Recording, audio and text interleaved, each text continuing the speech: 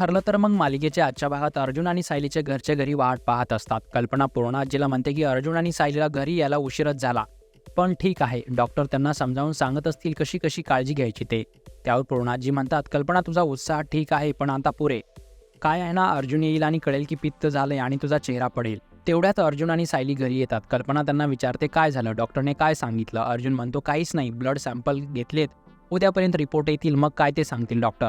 कल्पना अर्जुनला म्हणते की तू काही बोलू नकोस आणि त्यांना ती पेढे भरवते आणि म्हणते सायली तुमच्या दोघांचं खूप खूप अभिनंदन. त्यावर सायली कल्पनाला विचारते अभिनंदन कशासाठी. कल्पना म्हणते की कारण तुम्ही दोघं आई बाबा होणार आहात. हे ऐकून सायली आणि अर्जुन आश्चर्यचकित होऊन एकमेकांकडे पाहायला लागतात. कल्पना अर्जुन आणि सायलीला म्हणते की माझं खूप दिवसांचं स्वप्न आता पूर्ण होणार आहे. खरं तर मला हे खूप आधीच कळालं होतं. अर्जुन कल्पनाला म्हणतो मम्मा रिलॅक्स, असं काही नाहीये, उद्या रिपोर्ट येतील त्यावेळेस खरं काय ते कळेल. कल्पना म्हणते की ते येतीलच रे, डॉक्टरांना त्यांचं काम करू दे, पण सायली आई होणार आहे यासाठी मला कोणत्याही रिपोर्टची गरज नाहीये. विमल सुद्धा सायलीला अभिनंदन असं म्हणते. सायली विमलला म्हणते विमल असं काहीच नाहीये. कल्पना सायलीला म्हणते की अगं या घरात चांगल्या नजरेच्या 3 बायका आहेत. त्यावर पूर्णाजी कल्पनाला म्हणते की मला यात घेऊ नको. अर्जुन पूर्णाजीला म्हणतो म्हणजे पूर्णाजी तुला कळतंय ना असं काही नाहीये ते, मग तू सांग ना मम्माला. कल्पना म्हणते मला कोणीही काही सांगायची गरज नाहीये. अरे माझी पण 3 बाळंतपणं झालेली आहेत, मला ही सगळं लक्षणं कळतात. अर्जुन कल्पनाला म्हणतो मम्मा आता खूप झालं, रिलॅक्स, उद्या ब्लड रिपोर्ट येतील मग तुला कळेल की तू किती चुकीचा विचार करत आहेस. त्यावर कल्पना म्हणते की तूच बघशील, उद्या डॉक्टर पण हेच म्हणतील की तुम्ही आई बाबा होणार आहात. कल्पनाचं हे बोलणं ऐकून पूर्णाजी सुद्धा डोक्याला हात लावतात.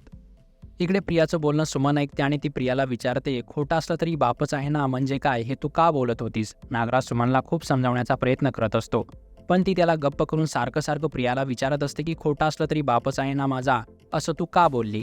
सुमनचं हे बोलणं ऐकून प्रिया खूप घाबरलेली असते.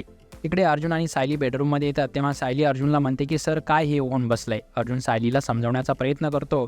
तो म्हणतो रिलॅक्स, कोणतीही आई असंच रिॲक्ट करेल आणि तुम्ही जास्त काळजी करू नका, नाहीतर तुमची ॲसिडिटी वाढेल आणि उलट्या होतील तुम्हाला. सायली म्हणते की मला माझ्या तब्येतीची काळजी नाही आहे सर, आईंना काही वाटेल याचा विचार करते मी. अर्जुन म्हणतो की हे बघा, त्यांना जे काही वाटते ना ते उद्या रिपोर्ट येईपर्यंत टिकणार आहे आणि रिपोर्टमध्ये काय येणार आहे ते आपल्याला माहीत आहे, मग तुम्ही एवढा कशाला विचार करताय. सायली म्हणते की सर तुम्ही आईचा चेहरा बघितला ना, मला मान्य आहे की प्रत्येक आई असंच वागत असेल, पण आपण त्यांच्याशी काय वागतोय, त्यांचा मुलगा आणि सून त्यांना फसवतायत.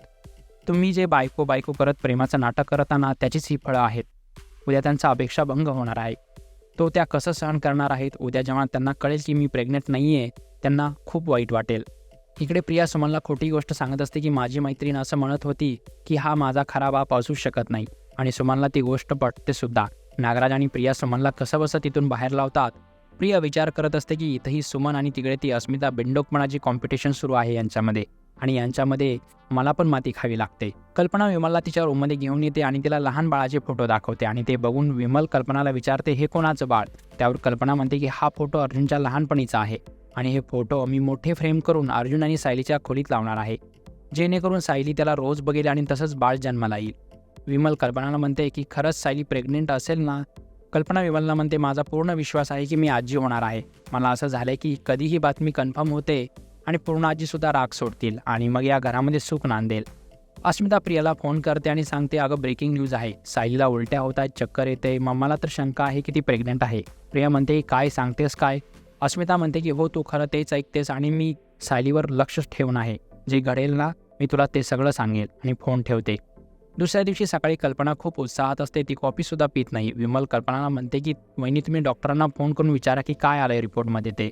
कल्पना डॉक्टरांना फोन करते. तेवढ्यात तिथे सायली आणि अर्जुनसुद्धा येतात. डॉक्टरांना कल्पना विचारते सायलीचे रिपोर्ट आलेत का. हे ऐकून अर्जुन सायलीला म्हणतो ॲसिडिटीच असेल, नको काळजी करू. डॉक्टर कल्पनाला सांगते की रिपोर्ट पॉझिटिव्ह आहे, तुमची सून प्रेग्नेंट आहे, आणि हे ऐकून सायली आणि अर्जुन एकमेकांकडे पाहतच राहतात.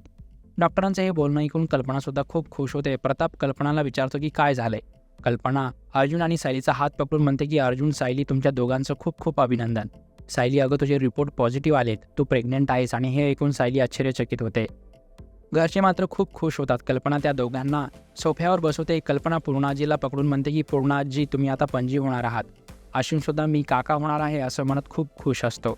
पूर्णाजी विचार करत असते की सायली प्रेग्नेंट आहे म्हणजे अर्जुनचं या मुलीशी असलेलं नातं कायमच टिकणार आणि ते मला स्वीकारावंच लागणार. अस्मिता पूर्णाजीकडे जाते आणि म्हणते घरातले सगळे किती खुश आहेत, पण अर्जुन तुम्हा दोघांना फार आनंद झाला असं वाटत नाही, असं का रे. एखाद्याला बघून असं वाटेल की तुम्ही दोघं नवरा बायको असल्याचं नाटक करत आहात. त्यावर अश्विन आणि प्रताप अस्मिताला गप्प बसवतात. अर्जुन म्हणतो आम्ही पहिल्यांदाच आईबाबा होतोय ना, म्हणून काय आणि कसं रिॲक्ट करायचं ते कळत नाहीये. पूर्णाजी म्हणते मी कल्पनाला समजू शकते, आजी होणं आयुष्यातील खूप मोठं सुख आहे. सायली आणि अर्जुन पूर्णाजीचं हे बोलणं ऐकून एकमेकांकडे बघतच राहतात. पुढच्या भागात आपण पाहणार आहोत की सायली कामानिमित्त धावपळ करत असते आणि कल्पना तिच्यावर खूप ओरडते. सायली अर्जुनला म्हणते की जी गोष्ट विज्ञानाला शक्य नाही ती गोष्ट आपल्याबाबत घडलीच कशी, यामध्ये आपण बाहेर कसं पडणार आहोत आणि बाहेर नाही पडू शकलो तर पुढे काय करायचं.